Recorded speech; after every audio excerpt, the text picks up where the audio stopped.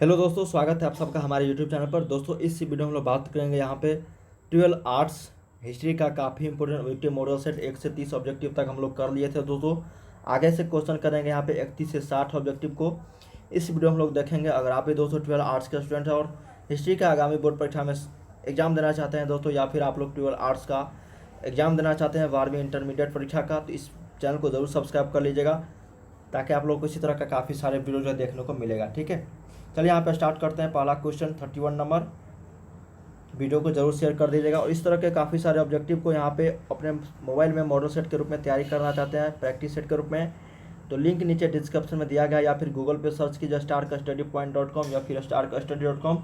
वहाँ से आप लोग को काफ़ी सारे सब्जेक्टिव देखने को मिल जाएगा दोस्तों 12 आर्ट्स के हर एक सब्जेक्ट का। ठीक है, तो जाके आप लोग जरूर विजिट कीजिएगा गूगल पे सर्च करके।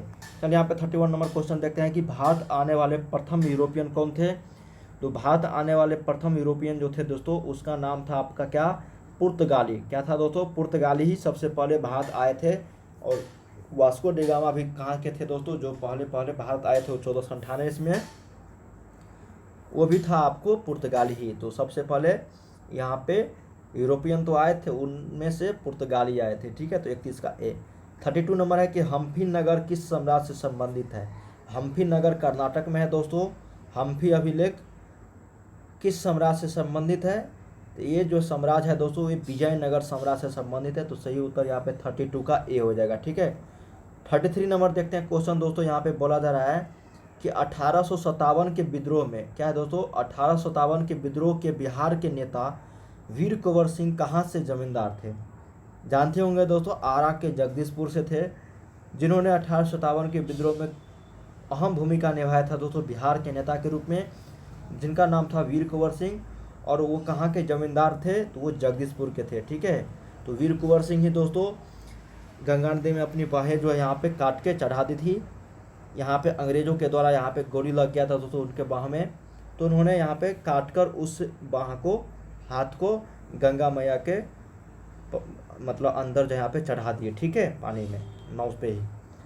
तो यहाँ पे राइट आंसर 33 का सी याद रखेगा। 34 है दोस्तों कि मुस्लिम लीग की स्थापना किस वर्ष हुई थी। तो 1906 में हुआ था दोस्तों मुस्लिम लीग की स्थापना। तो याद रखिएगा यहाँ पे 34 का बी हो जाएगा।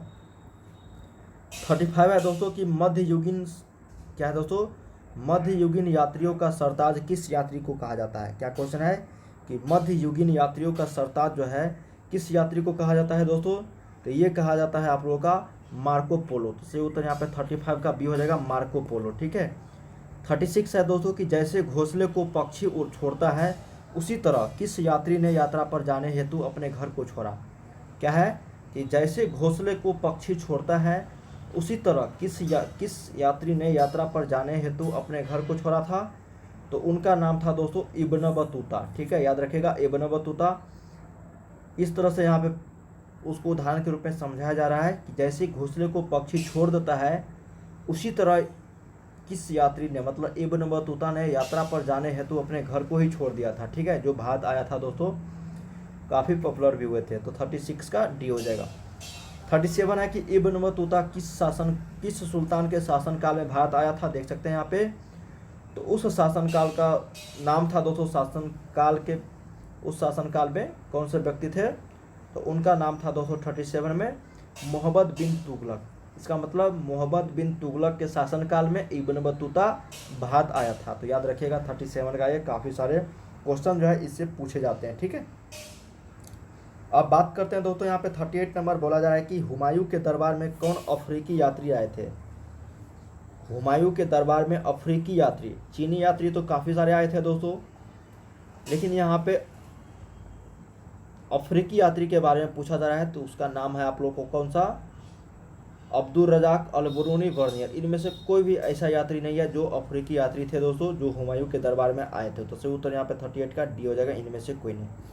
फिर 39 है कि अल बरूनी किसके शासनकाल में भारत आया था। तो अल बरूनी जो है दोस्तों, वो आया था आप लोगों का महमूद गजनी के। ठीक है, महमूद गजनी के शासनकाल में आया था अल बरूनी भारत। 40 है कि यात्रियों का राजकुमार किसे कहा जाता है। तो यात्रियों का राजकुमार जो कहा जाता है वो ह्वेनसांग को कहा जाता है।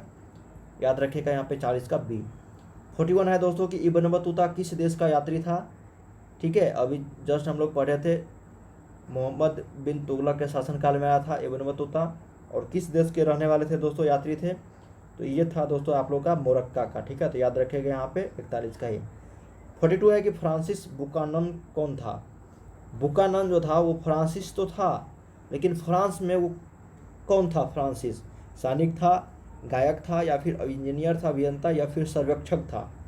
तो ये था दोस्तों सर्वेक्षक के रूप में यहाँ पे बुकानन जो है भारत आया था, फ्रांसिस बुकानन। ठीक है।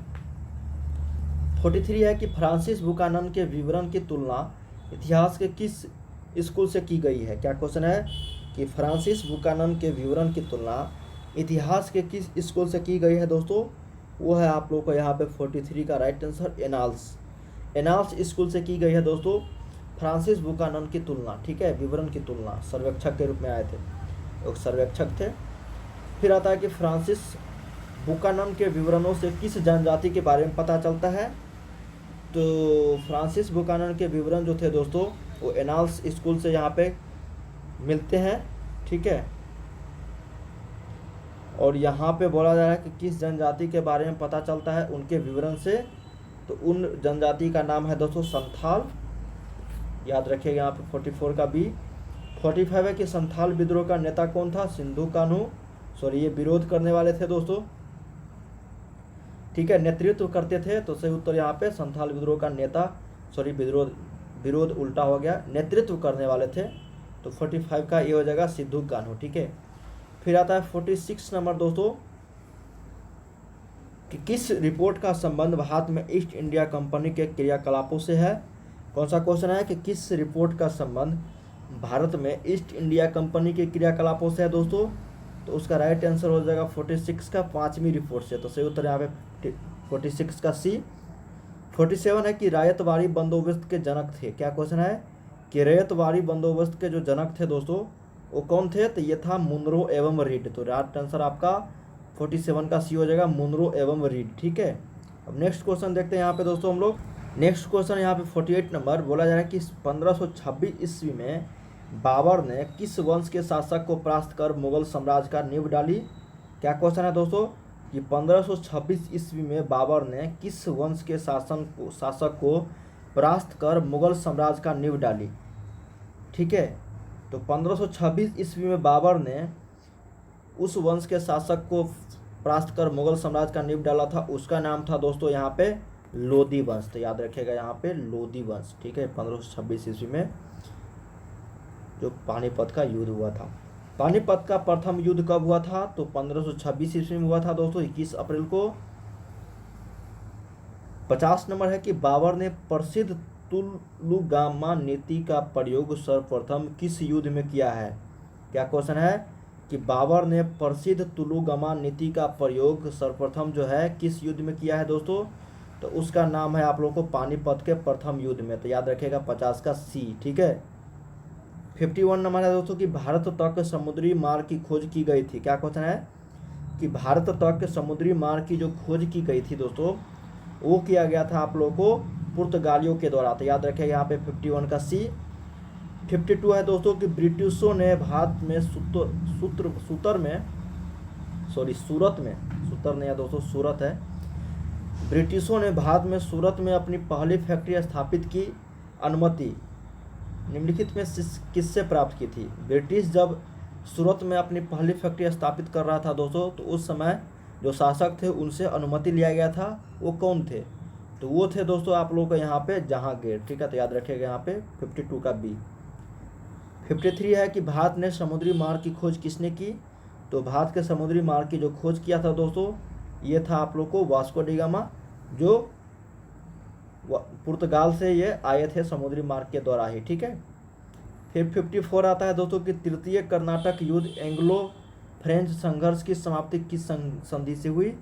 क्या क्वेश्चन है कि तृतीय कर्नाटक युद्ध एंग्लो फ्रेंच संघर्ष की समाप्ति जो है किस संधि से हुई है दोस्तों। तो ये हुआ है आप लोगों का पेरिस के संधि से। तो याद रखिएगा 54 का ए।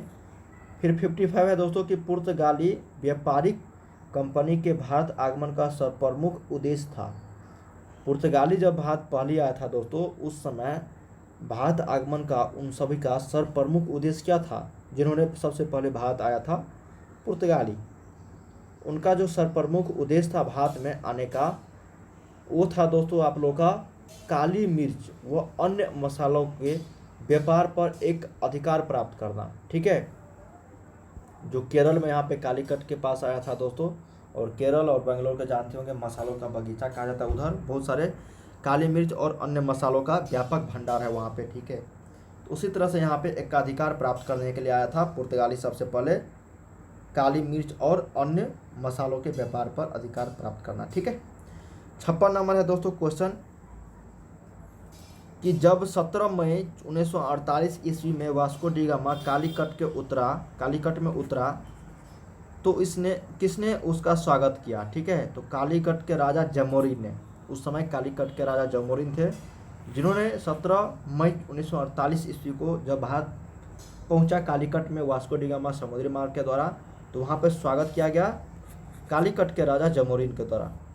57 है कि पुर्तगालियों ने भारत में सर्वप्रथम कहाँ फैक्ट्री स्थापित किया, तो ये था दोस्तों यहाँ पे, पुर्तगालियों ने यहाँ पे बोला जा रहा है, ब्रिटिश ने तो यहाँ पे सूरत में किया था, लेकिन पुर्तगाली जब भारत में सर्वप्रथम फैक्ट्री स्थापित किया था दोस्तों, तो उस जगह का नाम था यहाँ पे कालीकट। ठीक है, 58 है कि भारतीय संविधान के अनुसार संप्रभुता निहित है। संविधान में ये 2 बार क्वेश्चन आ चुका है। फिर आता है दोस्तों कि दिसंबर 1943 ईस्वी में लीग ने कांग्रेस के भारत छोड़ो आंदोलन के नारे के मुकाबले में नया नारा बांटो और भागो अपने किस अधिवेशन में दिया।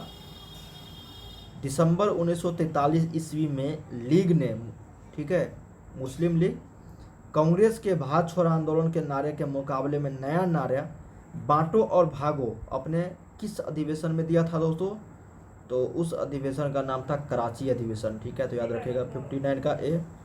हाँ ठीक है, तो दोस्तों यहाँ पे 60 नंबर क्वेश्चन है कि 15 फरवरी 1942 ईस्वी को सिंगापुर के पतन पर 40,000 भारतीय युद्ध बंदियों को लेकर आज़ाद हिंद फौज की स्थापना किसने की थी, तो उनका नाम था मोहन सिंह। तो याद रखिएगा यहाँ पे 60 का ए।